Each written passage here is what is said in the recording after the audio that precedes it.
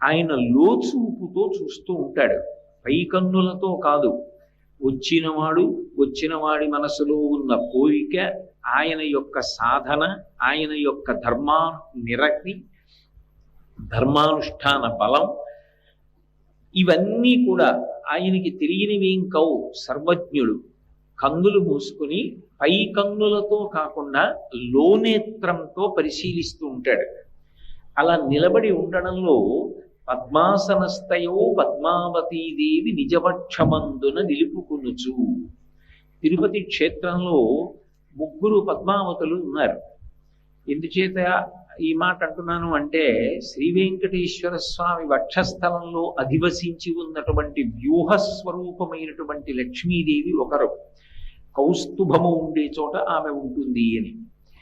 అటువంటి లక్ష్మీదేవి ఒకరైతే, ఒకానొకప్పుడు త్రేతా